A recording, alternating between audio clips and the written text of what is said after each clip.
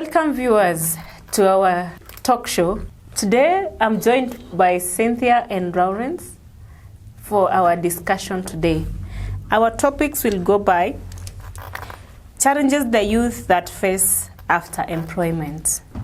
Our first question will go to Lawrence. For example, you have been employed and you are the only source of the family. Lawrence, welcome and tell us the challenges that you as a man can face in the society as the society looks upon you because you have gotten a job and they are looking after you. You are the only source they have. So what is the challenge there? The challenge is you are the only one who is employed in your family and you are the man. So we are looking for the challenge of being a youth and a man, and as we look at you as the head of the family, please can you put us down into details about that? They say he who plays the tune calls the piper. So I don't think that's much of a challenge because it's either I choose them or I choose me. And chances are I'll choose me because one, it depends on the assertiveness that I have, and if my job as I'm employed cannot cater for the both of us, I'll stick for me because it's either me or them. And until I'm able to help them, that's the only time I'll chip in because one, if I help them and I do not save for the future, I do not invest for the future, if me helping them means that I'll hamper my plans of success, then I think chances are high I'll drop them down because yes, I may help them now, then in the future I get troubles. And because I'm employed, the job could just go away because job security is another thing. So, but another thing, if I'm thinking in another angle, I'm choosing either to invest in people or to invest in myself because if I educate my family and then my family tends to get good jobs, it means that when I'm down, they'll help me. So let's say I choose to take my brothers to school or my sisters to school and then they get successful and they get into jobs. When the eventful day comes that I shall be down, when let's say maybe I'm financially injured or maybe let's say I have problems, they are the ones who are going to help me. So that's one scenario.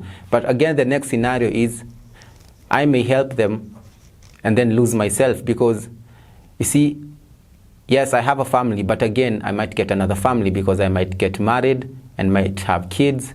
So it means if I do not save now and help them, I'm not sure of the future because if I save now, I can control the future to some degree. So it's not black and white matter, it's quite of gray, but I'll choose myself first because if I'm able to be strong, because if I'm employed now and I start helping now, to me does not make sense because I'm not stable. Because first of all, I haven't started paying rent, I haven't started saving, maybe my needs will be more because we all understand the standards of living now. So for now, I choose to be myself for now. Then when I invest and get more money, when I'm in a position to help all of them and myself together, that's the option I shall take. Okay. Yeah. You've been saying that you choose yourself now. Yeah. What about your mother, your aging mother at home? What about she calls out for help? Will you still choose yourself over her? Now that's another scenario because if she calls for help, I'll not even wait for her to call for help. You see, my mother or my parents, it's a different scenario because I think at that age they will be out of their job market.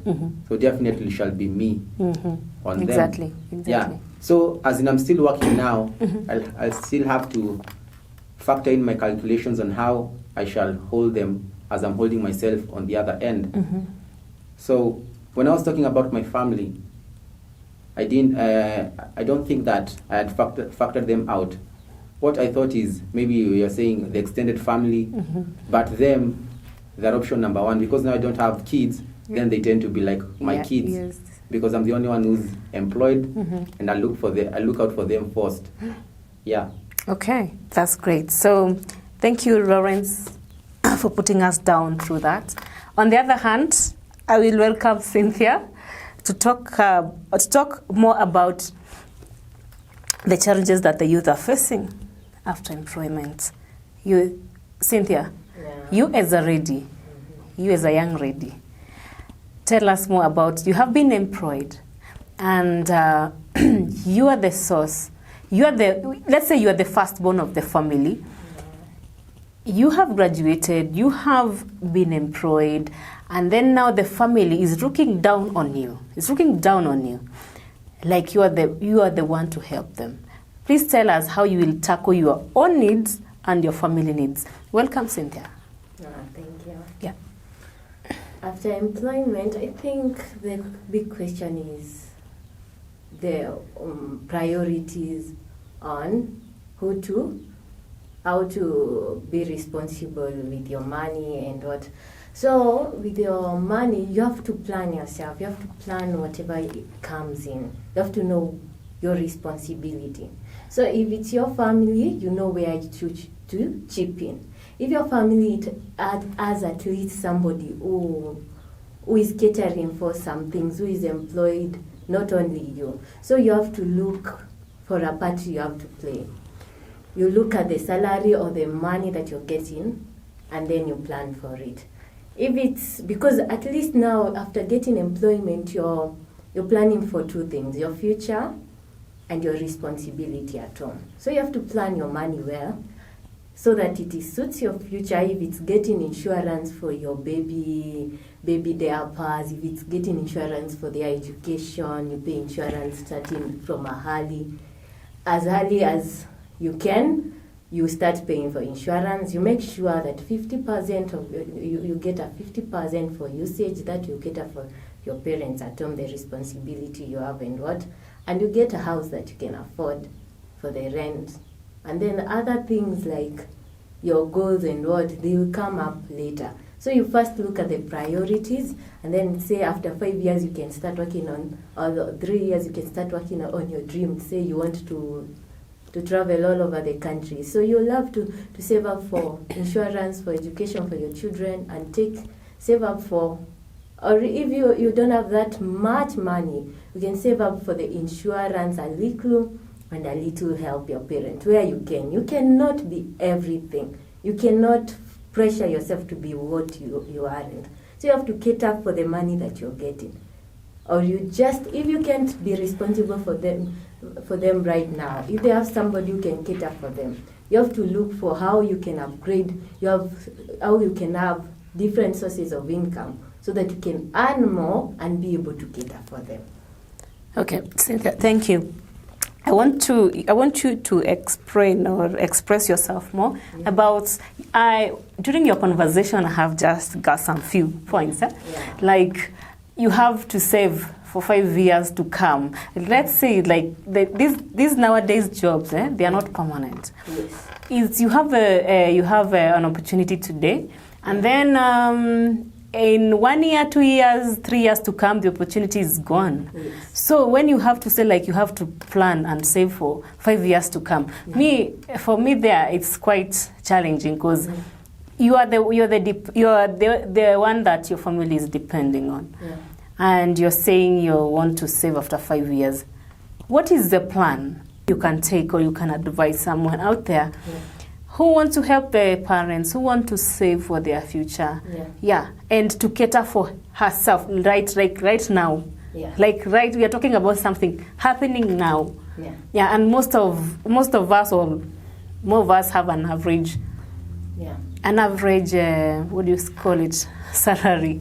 Yes. So please tell us. Some things based on an average salary. So you have to save. You have to help. So tell us, please. So you have an average salary, you have responsibilities. So what I would say, it's just following the 50-30-20 rule. Those who have done the economy know that.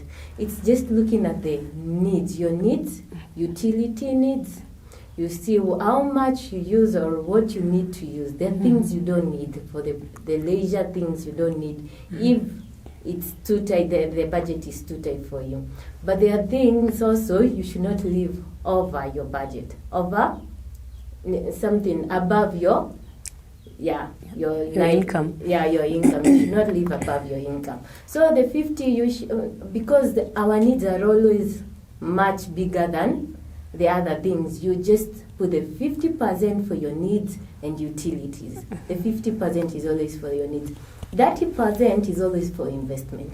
Why investment is important? It's because that investment helps you to broaden, or to say helps you to have other sources of income, and so you increase your income. So whatever money flows in and what flows out shouldn't be more. Whatever money flows out shouldn't be more than what comes in, because you should plan it in such a way: 50% for utility, 30% for investment, 20% you save, and 5% saving. The savings should be at least little, but not that little. And then so you have to manage your money well. If it's whatever if your needs are too, you should look at your needs. If there are those you can cut to a certain point, please cut. If it's the rent and you can live at a cheaper house, just go to that cheaper house. Don't focus on things. Thank you very much, Cynthia, for your inputs. I can see our friend here, Lawrence, have a burning issue he wants to talk about. But friends, let's go first for a short break. We'll see you soon.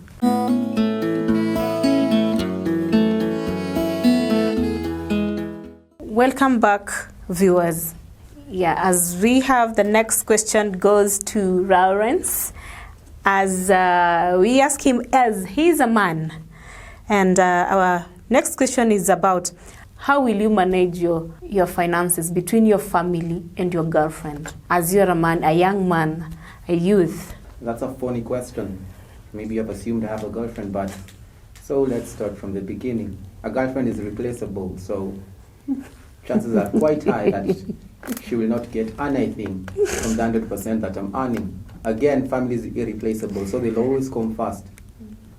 Again, I think my girlfriend is list of my problems as of now and my monetary issues, but if I have the capacity, then she'll be the second best option after my family. Mm-hmm. So my family comes first, then my girlfriend second. If that can't work, I cut off my girlfriend and I try to manage my family. Yeah. Wow, that's a powerful one. Oh, that's nice, Lawrence. But Cynthia, on the other hand, she's a ready. Can you comment something on that, Cynthia? To put more, let's show them that we cannot be put aside as readies. Yeah, we also matter. Come on, Cynthia. Actually, I think I'm in line with them. But what I would love to say about relationship, you have to be ready. That is, you have to be ready financially, and even mentally, and all the others. So if you can't manage your girlfriend, that means you're not ready for a relationship, because a relationship, it's a team. Yeah, you should do it. It's a team. Okay, yeah. Lawrence, what do you think about what Cynthia has said? My question is, yes, if a girlfriend cannot manage herself, is she ready for a relationship? Also, you're not ready for a relationship. Yes, so you should be able to also have your own money, how you can. Because one thing I know, if a lady goes into, saying, even not a relationship, a marriage, you have entered your own money and what, you won't understand his situation also. So it's good, it's been a team, because anything can ever happen to your husband or your boyfriend. So will you die? Wow. That's great.